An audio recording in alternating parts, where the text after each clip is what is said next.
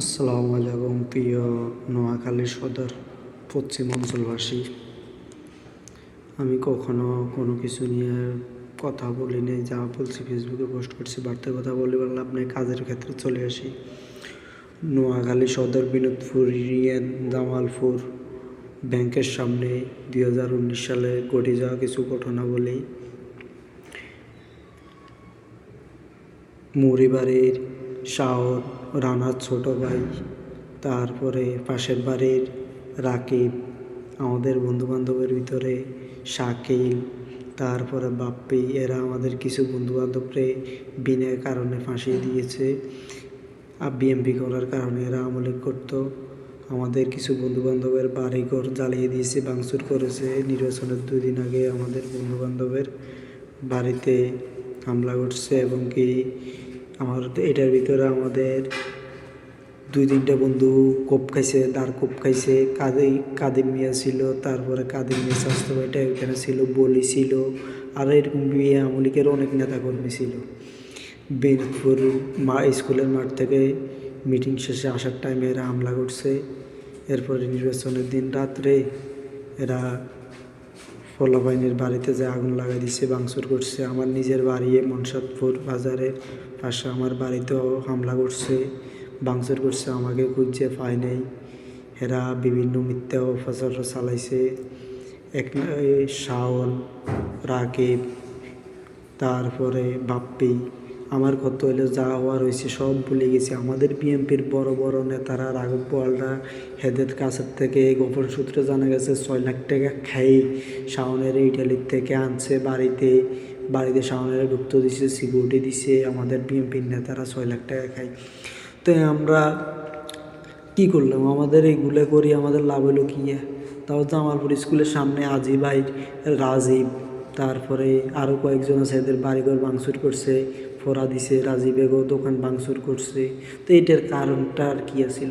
আমরা কি বিএমপি করাটা কি অপরাধ ছিল নাকি? বিএমপি করাটা যদি অপরাধ না থাকে তাহলে বিএমপির লোকজন কেন এখন বর্তমান আওয়ামী লীগের টাকার কাছে বিক্রি হয়ে গেছে? আওয়ামী লীগ এলাকা টাকার কাছে শাওনের থেকে 6 লাখ টাকা খাই। শাওনের এখন দেশে থাকার ব্যবস্থা করে দিছে বিএনপির নেতাকর্মীরা। শাওনের নামে একটা মামলা করা হয়নি, কিছু হয়নি, বা আমাদের বিএনপির নেতারা করতে দেয় নাই।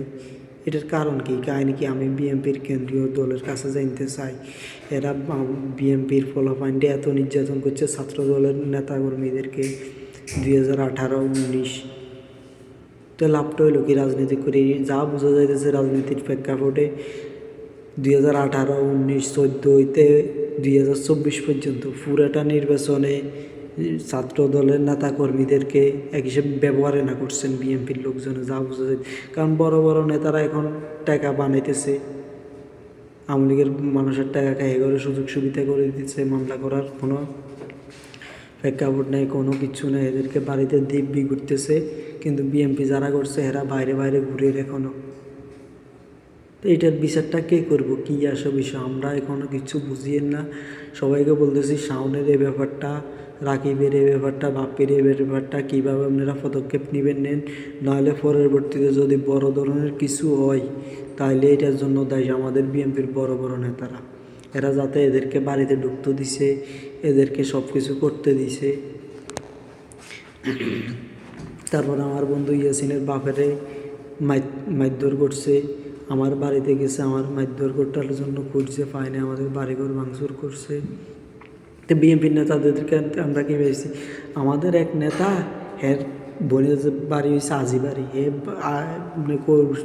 নিজের পিছনে আড়া কর্মীদেরকে সেপারেট না করি হে আজি বাড়িতে যায় বোনের চাই। কিন্তু কর্মীরা সবাইকে 1.5 বছর 2 বছর করে ফলানো ছিল।